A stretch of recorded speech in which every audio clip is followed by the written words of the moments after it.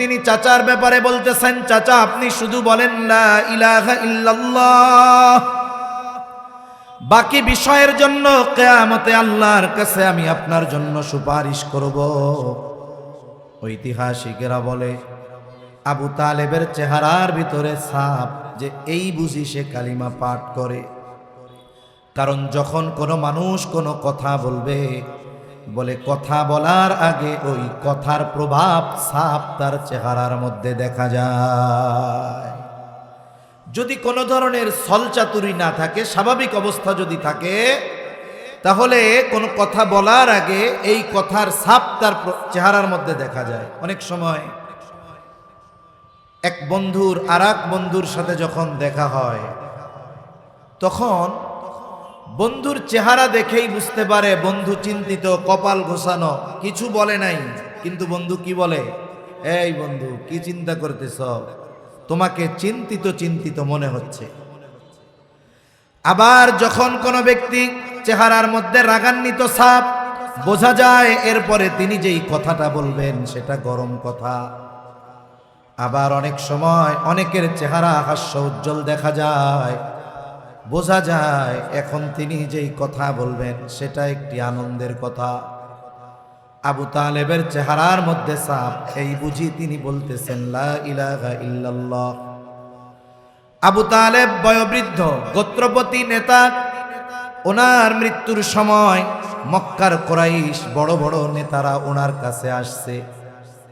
যখন এই অবস্থা, আবু জেহেল উতবা সাহেবা দৌড় দিয়ে আবু তালেবের কাছে গিয়ে বলে, খবরদার খবরদার, আপনি মরার আগে বাপ দাদার ধর্ম ত্যাগ করবেন না, ধর্ম ত্যাগী হবেন না, বাপ দাদার ধর্মে চুনকালি দিবেন না। এখন আপনাকে সবাই বীর পুরুষ বলে, সুপুরুষ বলে। আপনি যদি মৃত্যুর আগে বাপ দাদার ধর্ম ত্যাগ করে মুহাম্মাদের নতুন ধর্মে দীক্ষিত হয়ে যান, তাহলে আপনাকে সবাই কাপুরুষ বলবে। খবরদার এমনটা করবেন না, নসিব বড় খারাপ।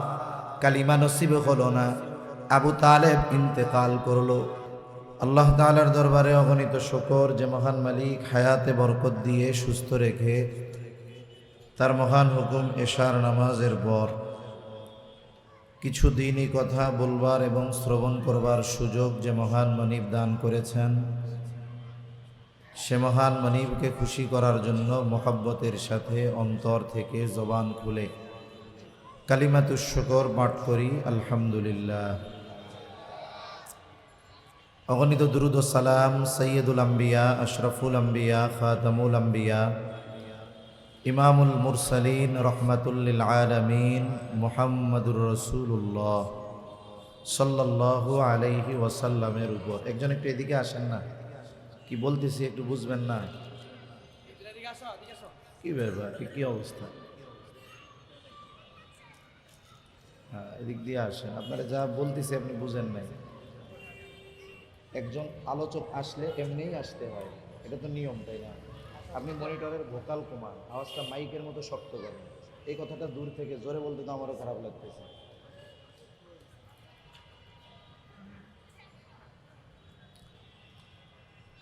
আমি আপনাদের খেদমতে পবিত্র কোরআনুল কারীমের একটি আয়াতের অংশ ও রাসূল আকরাম সাল্লাল্লাহু আলাইহি ওয়াসাল্লামের অগণিত হাদিস থেকে একটি হাদিসের অংশ পাঠ করেছি।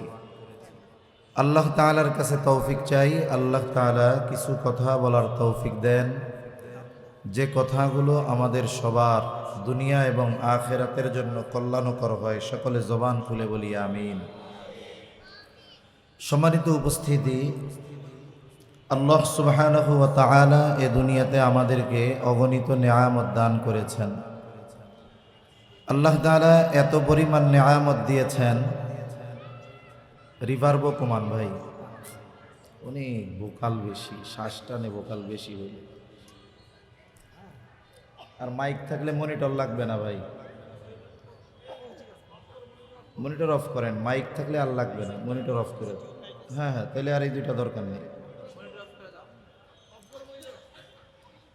আল্লাহ তাআলা এ দুনিয়াতে আমাদেরকে অগণিত নেয়ামত দান করেছেন। আল্লাহ প্রদত্ত নেয়ামতের সংখ্যা এত বেশি যে দুনিয়ার কোনো মানুষ এই নেয়ামতের পরিমাণ কত হিসাব করতে পারবে না। আল্লাহ তাআলা অগণিত নেয়ামত দিয়েছেন বিধায় নেয়ামতগুলো কম দামি বিষয়টা আবার এমনও নয়, বরং আল্লাহ তাআলা বান্দাকে অতি সহজে অতি প্রয়োজনীয় দামি দামি নেয়ামত দান করেছেন, যেগুলো বান্দার জন্য এ দুনিয়াতে বেঁচে থাকতে অপরিহার্য। এই রকম নেয়ামতগুলো আল্লাহ তাআলা বান্দাকে অতি সহজে দান করছেন। আল্লাহ প্রদত্ত অগণিত দামি নেয়ামতের মধ্যে অন্যতম এক দামি নেয়ামত হলো সন্তান। সন্তান আল্লাহর পক্ষ থেকে এক দামি নেয়ামত, সাথে সাথে দামি এক আমানত। যদি কোনো ব্যক্তির হাজার হাজার কোটি টাকা থাকে কিন্তু আল্লাহ তাআলা তাকে কোনো সন্তান দেয় নাই, তাহলে এই ব্যক্তিকে যদি জিজ্ঞাসা করা হয় যে আল্লাহ আপনাকে হাজার কোটি টাকা দিয়েছে কিন্তু কোনো সন্তান নাই, এমনটা না হয়ে যদি আল্লাহ আপনাকে জীবন চলার মতো সম্পদ দিত আর যদি দুইটা সন্তান দিত, কোনটা আপনার জন্য পছন্দের হতো? আমার বিশ্বাস অধিকাংশ মানুষ এই কথা বলবে যে আল্লাহ যদি জীবন চলার মতো সম্পদ দিয়ে আমাকে দুইটা সন্তান দিত, এটা আমার অন্তরের শান্তির কারণ হতো। আবার অনেকের হাজার হাজার কোটি টাকা আছে, সন্তানও আছে, তবে সন্তান অবাধ্য, পাপাচারে লিপ্ত, মাদকাসক্ত। তার সম্পদও আছে, সন্তানও আছে, তবে সন্তান অবাধ্য, মাদকাসক্ত হওয়ার কারণে এই সন্তান তার শান্তির কারণ না, বরং কষ্টের কারণ হয়ে যায়। পক্ষান্তরে যদি কোনো ব্যক্তির এমন হয় যে আল্লাহ তাআলা তাকে অনেক সম্পদ দেয় নাই কিন্তু দুইটা সন্তান দিয়েছে, দুটো সন্তান নেককার, দিনদার, ভালো, অথবা সন্তানগুলা হাফেজ আলেম, অথবা হাফেজ আলেম না কিন্তু সন্তানগুলো নেককার, দিনদার, কিন্তু ওই ব্যক্তির হাজার কোটি টাকা নাই, তিন বেলা পেট ভরে ভালো খাওয়া তার জন্য কষ্টের, কিন্তু সন্তানগুলো নেককার, দিনদার হওয়ার কারণে তার অন্তরে শান্তি আছে না নাই? আছে। তাহলে বোঝা গেল সন্তান যদি নেককার হয়, দিনদার হয়, তাহলে এটা শান্তির কারণ। এজন্য আল্লাহ তাআলার কাছে আমরা দোয়া করি। আল্লাহ আমাদের শিখিয়েছেন যে শুধু সন্তান আল্লাহ তাআলার কাছে চাওয়া নয়, বরং আল্লাহ শিখিয়েছেন এমন সন্তান চাও যেই সন্তান তোমার চক্ষু শীতলকারী হবে, অন্তরে প্রশান্তি আনায়নকারী হবে। আল্লাহ তাআলা আমভাবে একটি দোয়া আমাদের শিখিয়ে দিয়েছেন। আল্লাহ তাআলা বলেন, রব্বানা হাবলানা মিন আজওয়াজিনা ওয়া যুররিয়াতিনা কুররাতা আ'য়ুন ওয়াজআলনা লিল মুত্তাকিনা ইমামা। আল্লাহ শিখিয়ে দিয়েছেন তার কাছে চাওয়ার জন্য যে হে রব, আপনি আমাদেরকে এমন স্ত্রী সন্তান দান করেন যারা আমাদের চক্ষু শীতলকরণের কারণ হবে। আপনি আমাদেরকে মুত্তাকিনদের ইমাম বানিয়ে দেন। তাহলে সন্তান আল্লাহর পক্ষ থেকে একটা দামি নেয়ামত, সাথে সাথে অন্যতম এক আমানত। এই আমানত সন্তানকে কিভাবে প্রতিপালন করতে হবে, কোন পদ্ধতিতে গড়ে তুলতে হবে, এর শিক্ষাও ইসলাম আমাদেরকে দিয়ে দিয়েছে। একটা মানুষ যদি চিন্তা করে যে সন্তান আল্লাহ দিয়েছেন আর প্রতিপালনের পদ্ধতি ইসলাম জানায় নাই, তাহলে এটা ভুল। সন্তানের তারবিয়াত, সন্তানের প্রতিপালন কোন পদ্ধতিতে হবে আল্লাহ এবং তার রাসূল আমাদেরকে জানিয়ে দিয়েছেন। এবং সন্তানকে দ্বীনের উপরে গড়ে তোলা, আমি আলেম বানানো বলতেছি না, দ্বীনের উপরে গড়ে তোলা, এটা প্রত্যেকটা অভিভাবকের উপরে আল্লাহ তাআলার পক্ষ থেকে নির্দেশ এবং রাসূল আকরাম সাল্লাল্লাহু আলাইহি ওয়াসাল্লামের পক্ষ থেকেও নির্দেশ। তাহলে সন্তানকে দ্বীনের উপরে গড়ে তুলতে হবে, এটার আদেশ কার? সন্তানকে দ্বীনের উপরে গড়ে তুলতে হবে, এটার আদেশ মুহাম্মদুর রাসূলুল্লাহ সাল্লাল্লাহু আলাইহি ওয়াসাল্লামও দিয়েছেন। আল্লাহ তাআলা বলেন, ইয়া আইয়ুহাল্লাযীনা আমানু কু আনফুসাকুম ওয়া আহলিকুম নারা। আল্লাহ তাআলা বলেন, হে ঈমানদারেরা, নিজে জাহান্নামের আগুন থেকে বাঁচো, অধীনস্থদেরকেও জাহান্নামের আগুন থেকে বাঁচাও। আল্লাহ তাআলা এই আয়াতে ঈমানদারদেরকে উদ্দেশ্য করে প্রথমে দুইটি নির্দেশ দিয়েছেন।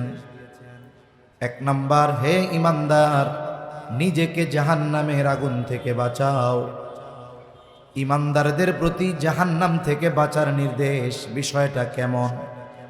আল্লাহ তাআলা কেমন যেন বলতেছেন, ও গোলাম, ঈমান আনার মাধ্যমে তুমি অনন্তকাল জাহান্নামের আগুন থেকে বেঁচেছ।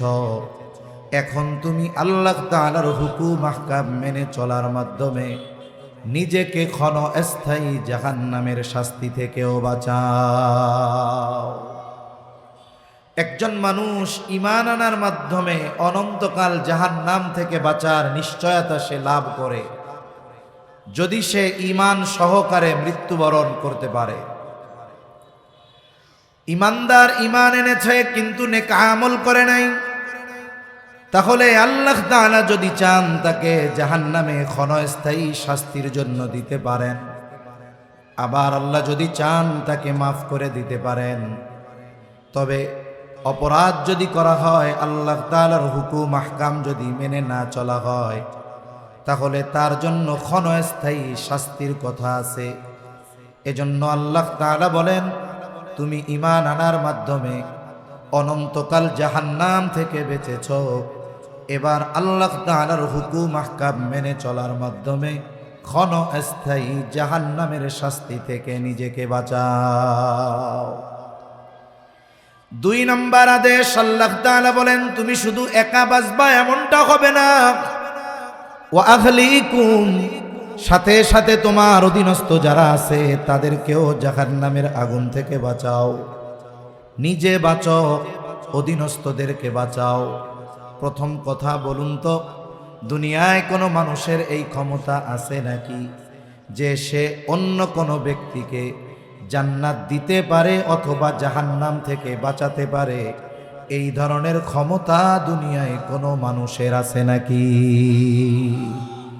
দুনিয়ার কোনো মানুষের এই ক্ষমতা নাই।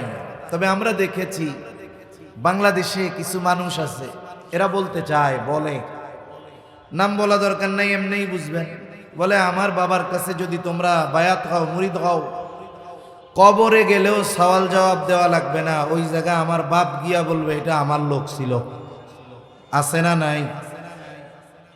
একটু চিন্তা করেন, কত বড় ধৃষ্টতাপূর্ণ কথা। আর যে মানুষগুলো তাদের এই কথাকে বিশ্বাস করে, এ মানুষগুলোর কত আকল কম, বোধ কম, বুদ্ধি কম, আমার বুঝে আসে না। অথচ এই দুনিয়াতে হেদায়েতের মালিক কোনো মানুষ নয়, একমাত্র আল্লাহ। আমার আপনার নবীজিকেও আল্লাহ তাআলা এই ক্ষমতা দেন নাই যে তিনি চাইলেই কাউকে জান্নাতে নিয়ে যেতে পারবেন।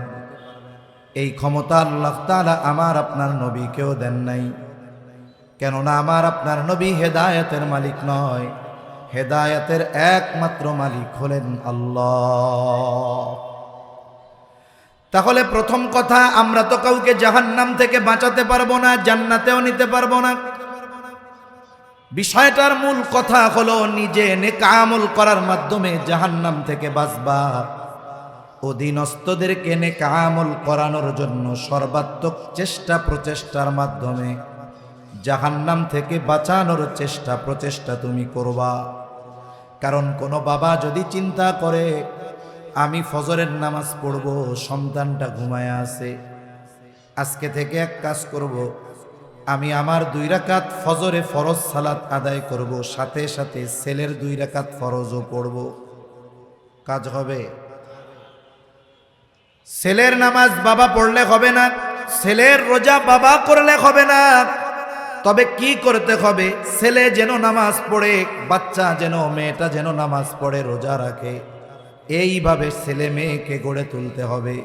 তার মানে আমি আপনি আপনার সন্তানদেরকে জাহান্নাম থেকে বাঁচাতে পারবো না, তবে বাঁচানোর জন্য যা করার নির্দেশনা ইসলাম দিয়েছে সেই বিষয়গুলো মান্য করে আমার অধীনস্থদেরকে জাহান্নাম থেকে বাঁচানোর চেষ্টা করার আদেশ যিনি দিয়েছেন তিনি কে? এই চেষ্টা প্রচেষ্টায় কোনো ত্রুটি বিচ্যুতি থাকতে পারবে না। হযরত নূহ আলাইহিস সালাতু ওয়াস সালাম 950 বছর দাওয়াত দিয়েছেন, 950 বছর দাওয়াত দিয়েছেন। ওনার সন্তান কিন্তু ঈমান আনে নাই। 950 বছরের হায়াত, ওনার সন্তান কিন্তু ঈমান আনে নাই। যখন মহাপ্লাবন শুরু হয়ে গেল, সময়ের সাথে সাথে পানি বাড়তেছে, সন্তানকে ওই সময়ও নূহ আলাইহিস সালাম বলতেছে, সন্তান ঈমান আনো, নৌকায় আরোহণ করো। সন্তান বলে, না বাবা, আমি ঈমান আনবো না, নৌকায় উঠবো না, আমি ওই উঁচু পাহাড়ের চূড়ায় চলে যাব, পানি আমাকে স্পর্শ করতে পারবে না। কিন্তু ওই প্লাবন সাধারণ প্লাবনের মতো প্লাবন নয়, যেখানে আল্লাহ তাআলা গোটা পৃথিবীকে প্লাবিত করে দিয়েছেন। নূহ আলাইহিস সালামের সন্তান ঈমান আনে নাই, কাফের। পরকালে আল্লাহ তাআলা নূহ আলাইহিস সালামকে জিজ্ঞাসা করবে না, ও পয়গম্বর নূহ, কেন আপনার সন্তান ঈমান আনলো না? জিজ্ঞাসা করবে না, কারণ হলো নূহ আলাইহিস সালাম চেষ্টার মধ্যে কোনো কমতি রাখেন নাই, কিন্তু হেদায়েতের মালিক তিনি নয়। হেদায়েতের মালিক যিনি, তিনি কে? যদি গোটা পৃথিবীতে একজন মানুষকে হেদায়েতের দায়িত্ব দেওয়া হতো, আমার অন্তর বলে এই দায়িত্ব আল্লাহ তাআলা আমার আপনার নবী মুহাম্মদুর রাসূলুল্লাহ সাল্লাল্লাহু আলাইহি ওয়াসাল্লামকে দিতেন। আর যদি আল্লাহ বলতেন, হাবিব হেদায়েতের পাওয়ার দিলাম, তবে এটা আপনি একজনের ব্যাপারে প্রয়োগ করতে পারবেন, আমার দিল বলে তাহলে তিনি যেই একজনের জন্য এই ক্ষমতা প্রয়োগ করতেন তিনি হলেন তার চাচা আবু তালেব। আবু তালেবের জন্য তিনি কমপক্ষে এই পাওয়ার খাটাইতেন, কিন্তু আবু তালেব তারও হেদায়েত নসিব হয় নাই। আবু তালেব নবীজির বয়স যখন 8 বছর, আমার আপনার নবীজির অভিভাবক আবু তালেব 8 বছর থেকে নিয়ে 50 বছর পর্যন্ত, নবুয়তির আগে 32, পরে 10, 42টা বছর নবীজির মাথার উপরে ছায়ার মতো আবু তালেব সব সময় ছায়ার মতো থাকছে নবীজির সাথে। নবীজির নবুয়তির পর কাফেরদের কত জুলুম, অত্যাচার, নিপীড়ন, বিরোধিতা, আবু তালেব আমার আপনার নবীজির সামনে কাফেরদের থেকে আড়াল হয়ে দাঁড়িয়ে গেছেন। সীসা ঢালা প্রাচীরের মতো আবু তালেব কত মোহাব্বত করেন নবীকে, নবীজিও মোহাব্বত করতেন তার চাচাকে। এই চাচা যখন জীবনের অন্তিম সময়, বোঝা যায় আর বেশি সময় তিনি দুনিয়ায় থাকবেন না, চাচার মাথার কাছে গিয়ে আমার আপনার নবী বলেন, ও চাচা, আপনি শুধু বলেন লা ইলাহা ইল্লাল্লাহ, বাকি বিষয়ের জন্য কিয়ামতে আল্লাহর কাছে আপনার জন্য আমি সুপারিশ করব। শুধু বলেন লা ইলাহা ইল্লাল্লাহ। কতটুকু ফ্যাসিলিটি দেওয়ার কথা বলছে বলেন তো। দুনিয়াতে যদি কেউ চিন্তা করে অন্য ধর্ম থেকে ইসলাম ধর্ম গ্রহণ করবে, ওই ব্যক্তি যদি একাগ্রতা, একনিষ্ঠতার সাথে শুধু বলে লা ইলাহা ইল্লাল্লাহ মুহাম্মাদুর রাসূলুল্লাহ, যদি না বলে, স্বীকৃতি না দেয়, বলেন তো ওই ব্যক্তি ইমানদার বলে গণ্য হবে নাকি? সেই ব্যক্তি ইমানদার বলে গণ্য হবে না। তবে তিনি চাচার ব্যাপারে বলতেছেন, চাচা আপনি শুধু বলেন লা ইলাহা ইল্লাল্লাহ, বাকি বিষয়ের জন্য কিয়ামতে আল্লাহর কাছে আমি আপনার জন্য সুপারিশ করব। ঐতিহাসিকেরা বলে আবু তালেবের চেহারার ভিতরে ছাপ যে এই বুঝি সে কালিমা পাঠ করে। কারণ যখন কোনো মানুষ কোনো কথা বলবে, বলে কথা বলার আগে ওই কথার প্রভাব ছাপ তার চেহারার মধ্যে দেখা যায়। যদি কোনো ধরনের ছলচাতুরি না থাকে, স্বাভাবিক অবস্থা যদি থাকে, তাহলে কোনো কথা বলার আগে এই কথার ছাপ তার চেহারার মধ্যে দেখা যায়। অনেক সময় এক বন্ধুর আর এক বন্ধুর সাথে যখন দেখা হয়, তখন বন্ধুর চেহারা দেখেই বুঝতে পারে বন্ধু চিন্তিত, কপাল ঘোষানো, কিছু বলে নাই, কিন্তু বন্ধু কি বলে, এই বন্ধু কি চিন্তা করতেছ, তোমাকে চিন্তিত চিন্তিত মনে হচ্ছে। আবার যখন কোনো ব্যক্তি চেহারার মধ্যে রাগান্বিত ছাপ, বোঝা যায় এরপরে তিনি যেই কথাটা বলবেন সেটা গরম কথা। আবার অনেক সময় অনেকের চেহারা হাস্য উজ্জ্বল দেখা যায়, বোঝা যায় এখন তিনি যেই কথা বলবেন সেটা একটি আনন্দের কথা। আবু তালেবের চেহারার মধ্যে ছাপ, এই বুঝি তিনি বলতেছেন লা ইলাহা ইল্লাল্লাহ। আবু তালেব বয়োবৃদ্ধ, গোত্রপতি নেতা। ওনার মৃত্যুর সময় মক্কার কুরাইশ বড় বড় নেতারা ওনার কাছে আসছে। যখন এই অবস্থা, আবু জেহেল উতবা সাহেবা দৌড় দিয়ে আবু তালেবের কাছে গিয়ে বলে, খবরদার খবরদার, আপনি মরার আগে বাপ দাদার ধর্ম ত্যাগ করবেন না, ধর্ম ত্যাগী হবেন না, বাপ দাদার ধর্মে চুনকালি দিবেন না। এখন আপনাকে সবাই বীর পুরুষ বলে, সুপুরুষ বলে। আপনি যদি মৃত্যুর আগে বাপ দাদার ধর্ম ত্যাগ করে মুহাম্মাদের নতুন ধর্মে দীক্ষিত হয়ে যান, তাহলে আপনাকে সবাই কাপুরুষ বলবে। খবরদার এমনটা করবেন না। নসিব বড় খারাপ, কালিমা নসিব হলো না। আবু তালেব ইন্তেকাল করলো।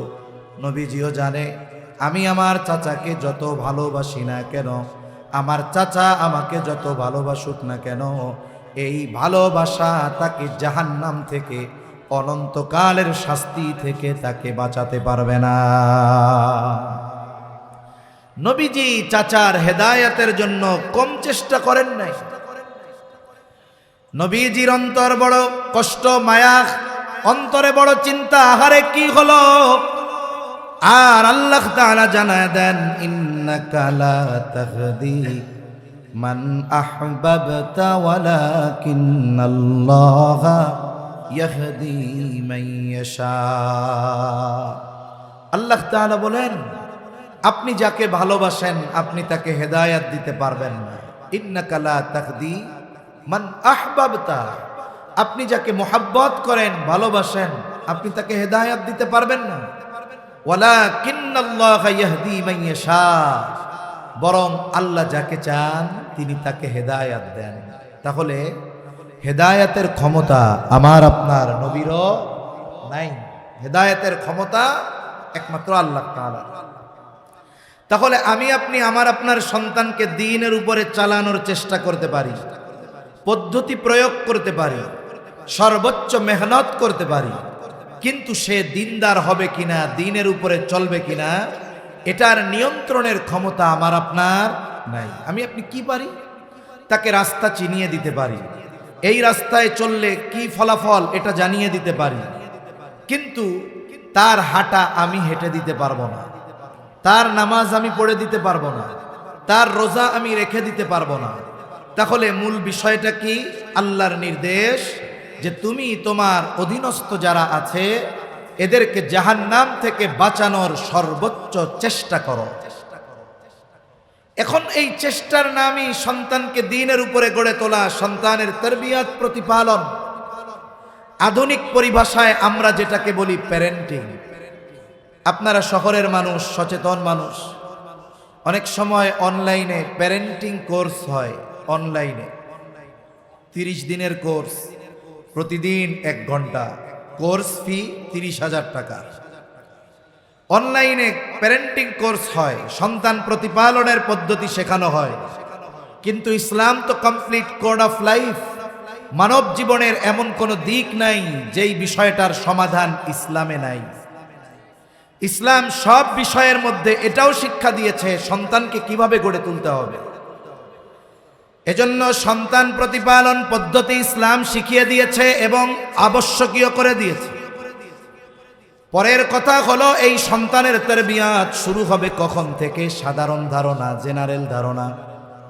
সন্তান যখন বড় হবে, বুঝতে শিখবে, তখন থেকে সন্তানের তারবিয়াত শুরু হবে। কিন্তু ইসলাম জানিয়ে দেয় না না, সন্তান তারবিয়াত এটা চলমান এক প্রক্রিয়া। এটা সন্তান দুনিয়ায় অনেক আসার আগেই শুরু হয়ে যায়।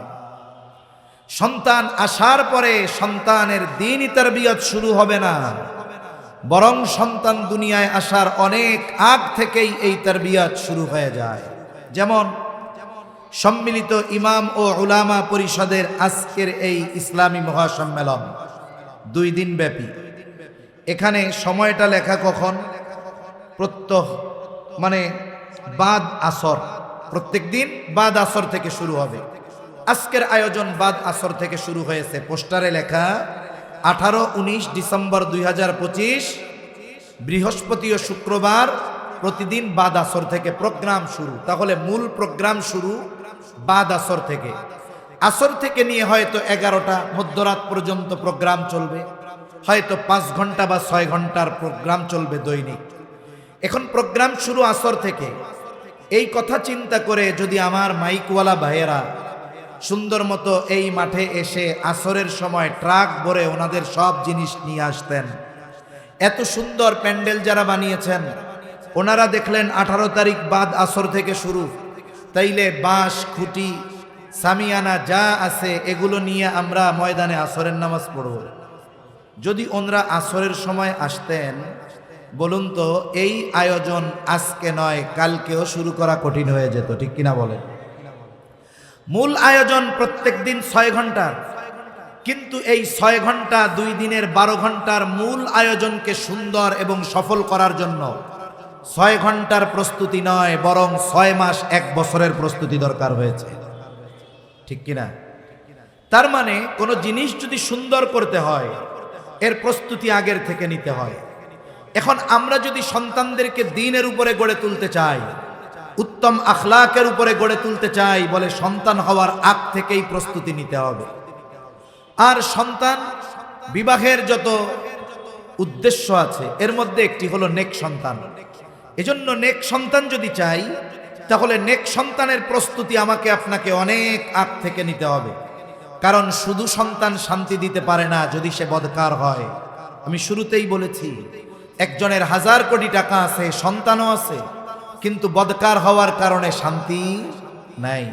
আরেকজনের জাগতিক আসবাব সম্পদ নাই, কিন্তু সন্তান নেককার। এই নেককার সন্তান তার আত্মার প্রশান্তি দেওয়ার অন্যতম কারণ। তাহলে সন্তান তারবিয়াতের শুরু সন্তান দুনিয়ায় আসার অনেক আগ থেকে শুরু হয়। বলে এই তারবিয়াতের শুরু তো দোয়া থেকে। একজন যুবক যে বিবাহ করে নাই, বলে সেও সন্তানের তারবিয়ত শুরু করে দেয় তার দোয়ার মাধ্যমে। সে দোয়ার মাধ্যমে আল্লাহ তাআলার কাছে বলে, রব্বানা হাবলানা মিন আজওয়াজিনা ওয়া যুররিয়াতিনা কুররাতা আ'য়ুনি ওয়াজআলনা লিল মুত্তাকিনা ইমামা। সে এই যে দোয়া করে, রব আমাকে এমন স্ত্রী দেন, এমন সন্তান দেন যা আমার চক্ষু শীতলকরণের কারণ হবে। বলে এগুলো চেয়ে সে যে আল্লাহর কাছে দোয়া করে, এটা তারবিয়াতের প্রথম কাজ। এখন যদি নেক সন্তান চায়, নেক বিবি দরকার। আর নেক বিবির মাধ্যমে নেক সন্তান পাবে। দোয়ার সাথে সাথে এই দোয়ার বাস্তবায়নের জন্য তাকে প্রচেষ্টা করতে হবে। তার মানে এখন সে একজন নেককার বিবি আল্লাহর কাছে চেয়েছে, এরপরে সে নেককার বিবি পাওয়ার জন্য সে চেষ্টা চালিয়ে যাবে। চরিত্রবান হয় যার মধ্যে পরিপূর্ণ দিনদারিত্ব পাওয়া যায়। একটা মেয়ের বয়স যদি 80 বছর হয়ে যায়, তার চামড়া যদি ঝুলে যায়, মাথার চুলগুলো যদি পেকেও যায়, চোখ যদি কুঠোরের মধ্যে চলেও যায়, হয়তো চেহারার সৌন্দর্য নষ্ট হয়ে যাবে, কিন্তু 80 বছরের ওই বৃদ্ধার চরিত্রের সৌন্দর্য নষ্ট হবে নাকি? আর এটা বাস্তব। বিবাহের পূর্বে সবাই চামড়ার সৌন্দর্যকে প্রাধান্য দেয় বেশি, দেখার সৌন্দর্যকে প্রাধান্য দেয় বেশি, কিন্তু বিবাহের পরবর্তী সময় সুন্দর চেহারার চাইতে সুন্দর চরিত্রের মূল্যায়ন হয় বেশি। এজন্য কি উচিত?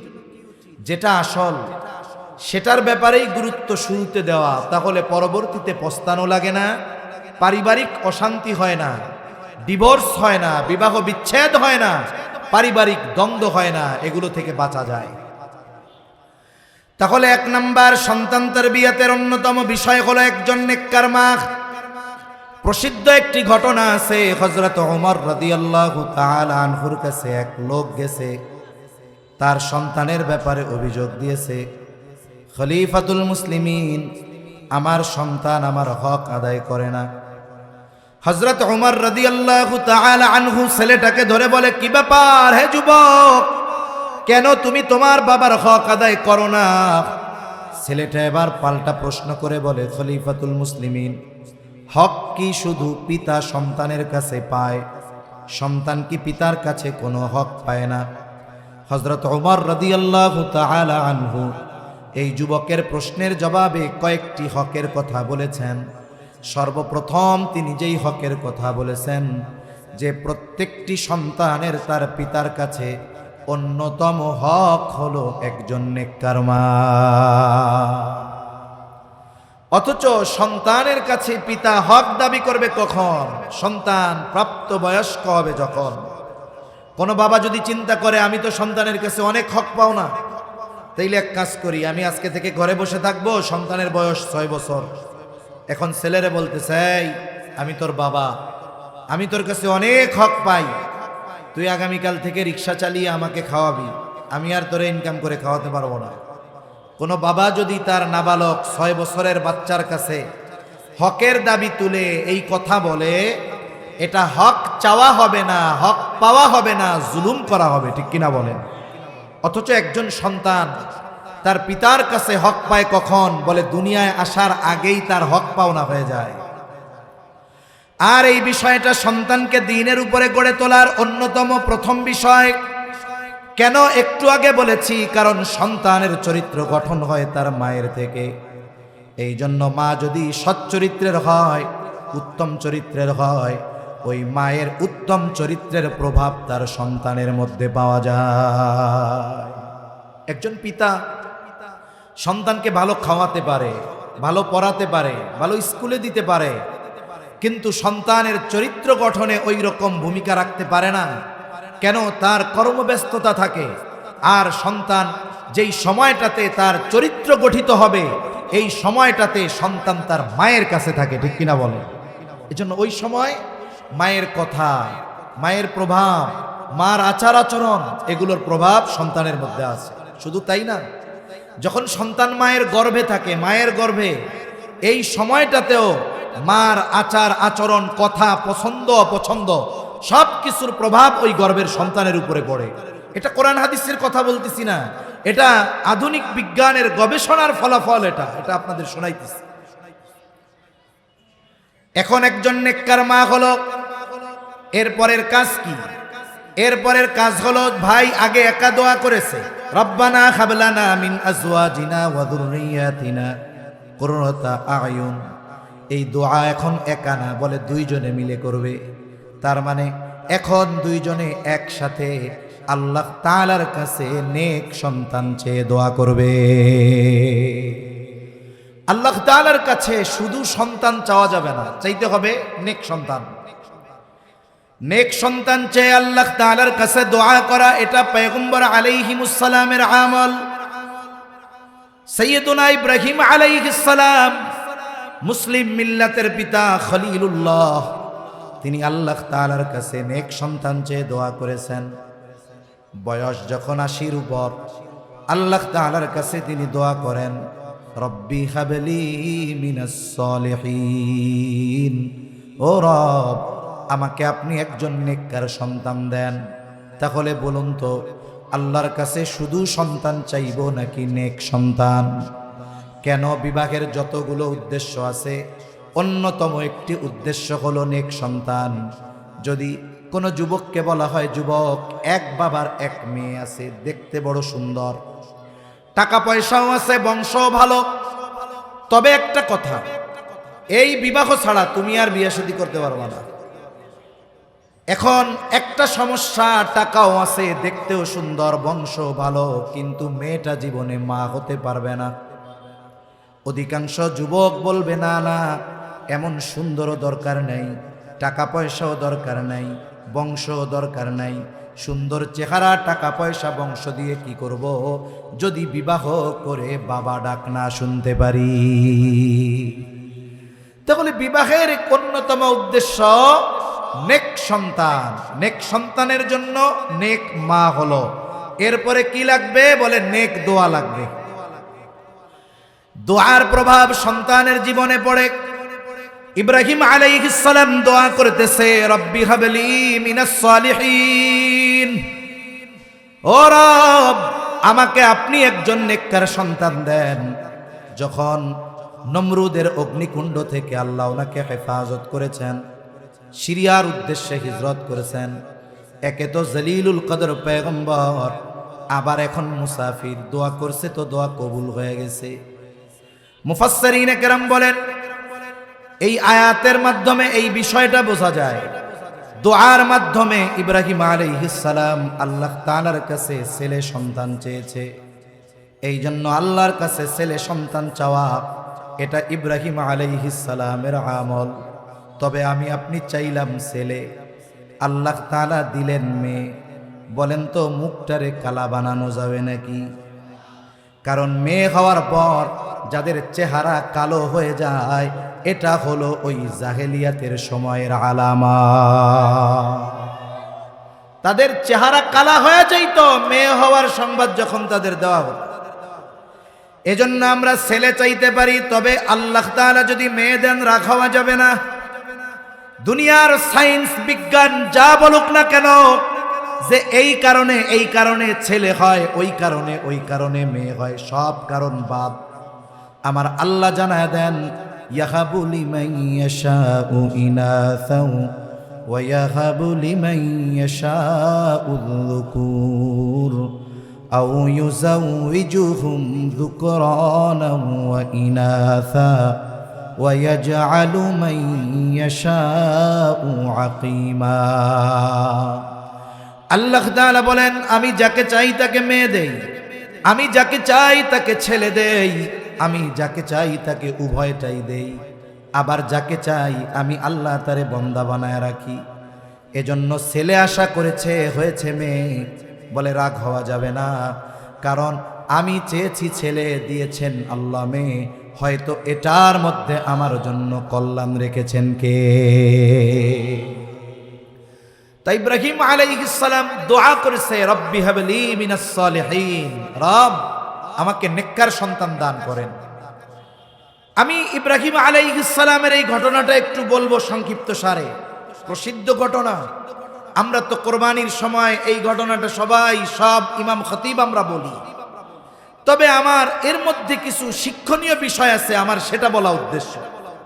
ইব্রাহিম আলাইহিস সালাম দোয়া করছে নেক সন্তান দেন, আর সন্তানের জন্য নেক দোয়া এটা সন্তানের জীবনে প্রভাব ফেলে।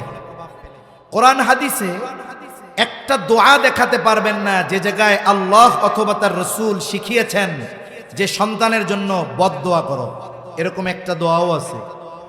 আপনারা পাইছেন দুই একজন, সব নেক দোয়া শিখিয়েছেন আল্লাহ আর তার রাসূল। কিন্তু আমাদের সমাজে কিছু মানুষ আছে, এরা সন্তানদের ব্যাপারে বদদোয়া করে। ছোট বাচ্চা 7-8 বছর বয়স, ঠিকমতো মাদ্রাসায় যায় না, স্কুলে যায় না, একটু দুষ্টুমি করে, চঞ্চল। শিক্ষকরা এসে অভিযোগ দেয়। এখন এক সময় বিশেষ করে মায়েরা এই কাজ করে বেশি। এক সময় বিরক্ত হয়ে বলে, তোর মুখ যেন আমি আমারে আল্লাহর না দেখায়। বদদোয়া করে কি করে না?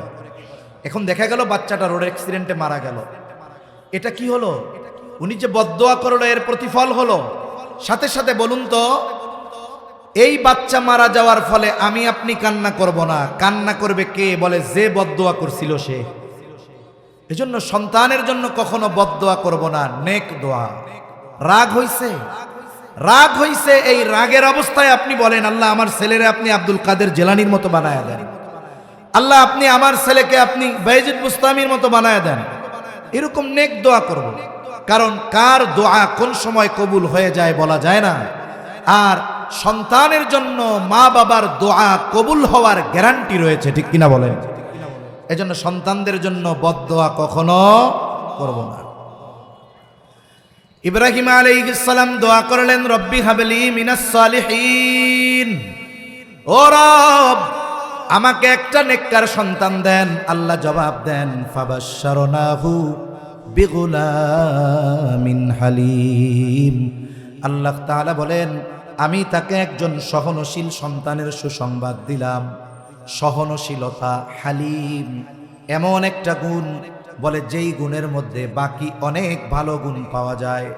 যিনি হালিম তিনি আবেদ, যিনি হালিম তিনি যাকির, যিনি হালিম তিনি শাকির, যিনি হালিম তিনি সাবের। এক কথায় সহনশীলতা, হালিম এমন এক গুণ যেই গুণের মধ্যে আরো অনেক ভালো গুণ পাওয়া যায়। এবার ওই সন্তানটা বড় হয়েছে, বাবার সাথে চলার উপযুক্ত। কোন সন্তান? বলে যেই সন্তান চেয়ে আল্লাহর কাছে ইব্রাহিম আলাইহিস সালাম দোয়া করছে, সন্তান বাবার সাথে চলার উপযুক্ত। এবার আল্লাহ তাআলা ইব্রাহিম আলাইহিস সালামকে স্বপ্নে দেখাইতেছেন যে তিনি তার সন্তানকে জবাই করতেছেন। আল্লাহ তাআলা বলেন, ফালাম্মা বালাগা মাআহুস সা'য়া ক্বালা ইয়া বুনাইয়া ইন্নী আরা ফিল মানাম আন্নী আযবাহুকা ফানজুর মাযা তারা। সন্তান যখন বাবার সাথে চলার উপযুক্ত হয়েছে, কোন সন্তান? যেই সন্তানকে আল্লাহ বলছেন হালিম। সন্তান বাবার সাথে চলার উপযুক্ত হয়েছে। আল্লাহ তাআলা ইব্রাহিম আলাইহিস সালামকে স্বপ্নে দেখাইলেন যে তিনি তার সন্তানকে নিজ হাতে জবাই করতেছেন। পয়গম্বর আলাইহিমুস সালামের স্বপ্ন হলো ওহী। তাহলে জবাইয়ের নির্দেশনা আসছে কার পক্ষ থেকে? জোরে কোন? আল্লাহর পক্ষ থেকে নির্দেশনা এসেছে। এখন আল্লাহর পক্ষ থেকে নির্দেশনা এসেছে, আদেশ এসেছে। বলেন তো, এই আদেশ মান্য করার জন্য কোনো ব্যক্তির পরামর্শ বা মনোভাব জানার প্রয়োজন আছে নাকি? কোনো ব্যক্তির মনোভাব আর প্রয়োজন বা তার পরামর্শ জানার প্রয়োজন নেই। আদেশ আল্লাহর পক্ষ থেকে আসছে, আদেশ বাস্তবায়ন করব, এটাই হলো কাজ। তবে ইব্রাহিম আলাইহিস সালাম সন্তানকে গিয়ে বলে, ইয়া বুনাইয়া ইন্নী আরা ফিল মানামি আন্নী আযবাহুকা ফানজুর মাযা তারা।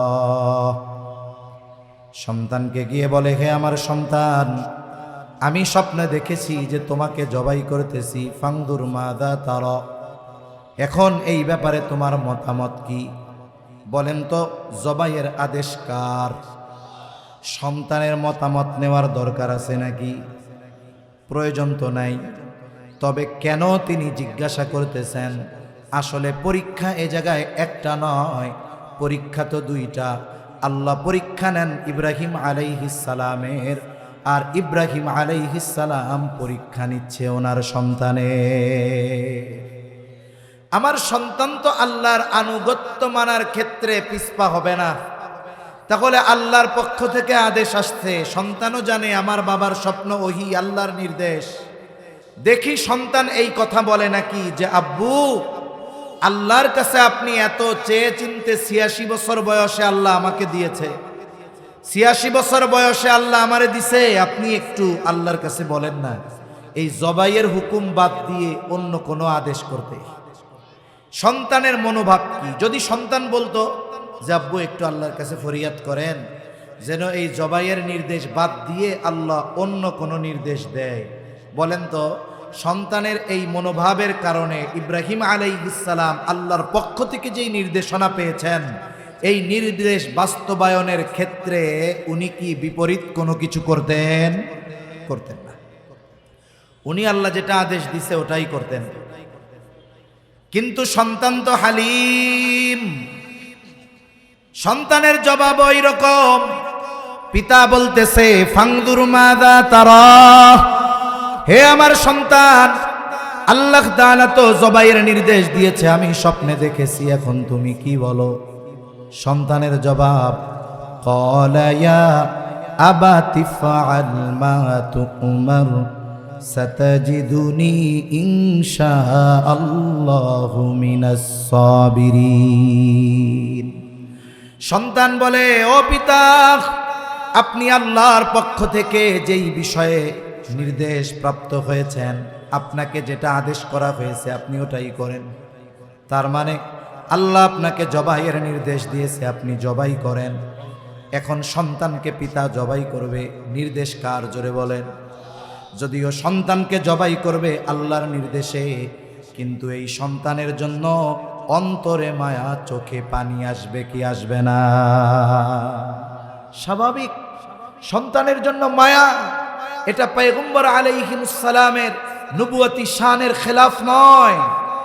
আল রাসূল আকরাম সাল্লাল্লাহু আলাইহি ওয়াসাল্লামের সন্তান মারা গেছে, নবীজি কান্না করছেন, চোখ দিয়ে পানি পড়ছে। এজন্য সন্তানের জন্য আল্লাহর আদেশ মান্য করতে গিয়ে কষ্ট লাগবে, চোখে পানি আসবে। এটা নবুয়তি শানের খেলাফ নয়।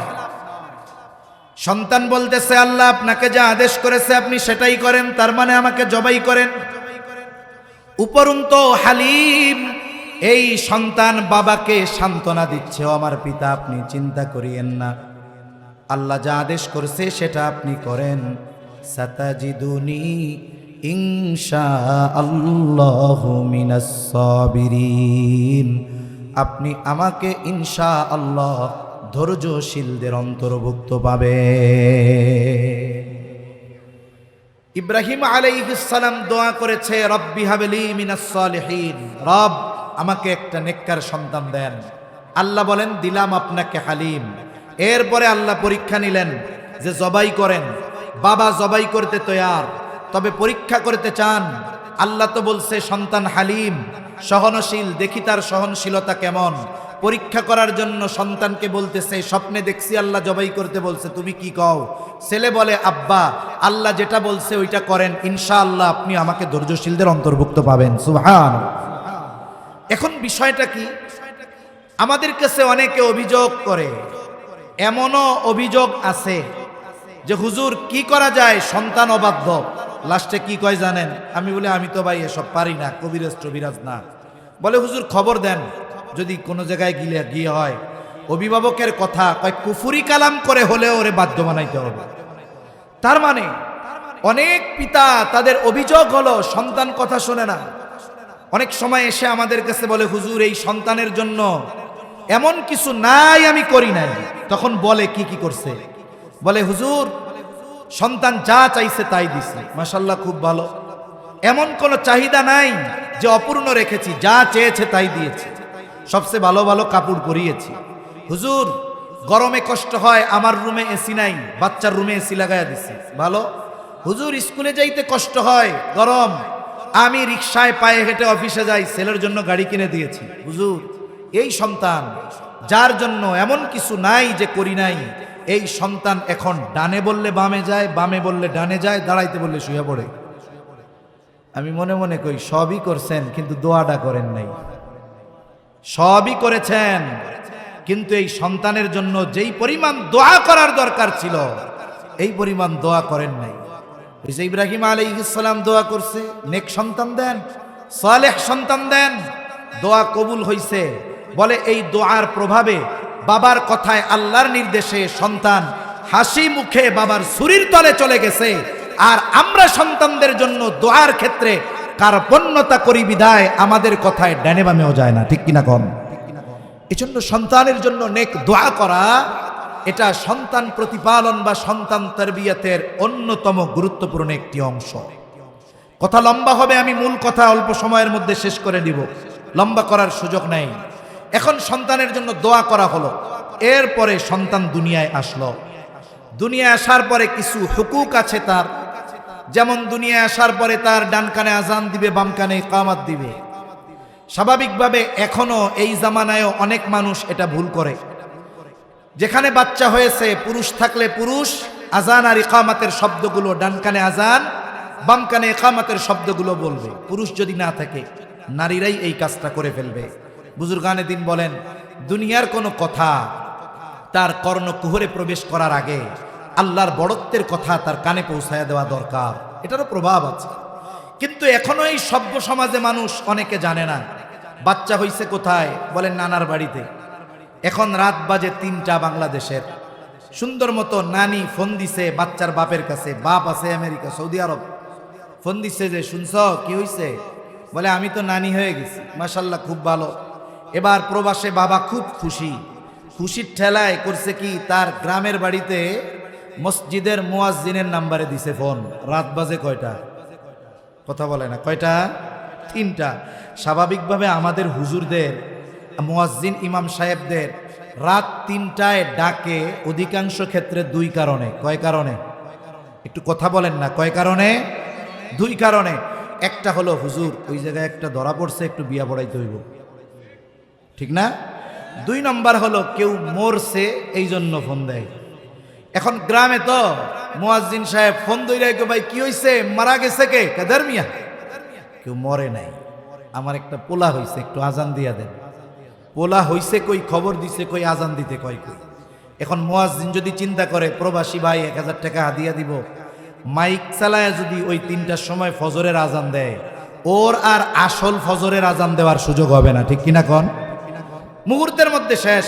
কারণ এদেশের বাস্তবতা এটা, অধিকাংশ জায়গায় আমরা ইমাম নিয়োগের ক্ষেত্রে 1 বছর পর্যন্ত চেষ্টা করি, কিন্তু বিয়োগ করার ক্ষেত্রে 1 সেকেন্ডও চেষ্টা করি না, ঠিক কিনা বলেন।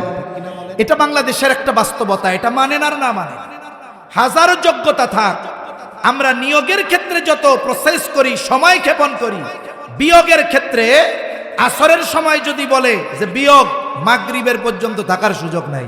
এটা বেইনসাফি, এটা জুলুম। সম্মানিত উপস্থিতি, এই হকুকগুলো আদায় করবে, 7ম দিন আকিকা দিবে, একটা সুন্দর নাম রাখবে, বলে যেই নামটা তার ধর্মীয় পরিচয় বহন করে।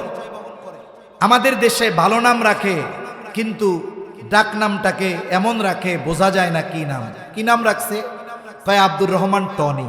এই কেউ থাকলে আবার কষ্ট নিয়েন না, টনি নাম মুসলমান, বৌদ্ধ, হিন্দু, খ্রিস্টান যা বলেন সব ধর্মের মধ্যে এই, কিন্তু ওর গায়ে নাস্তিকতা আর পাপাচারের ছোঁয়া লাগবে না।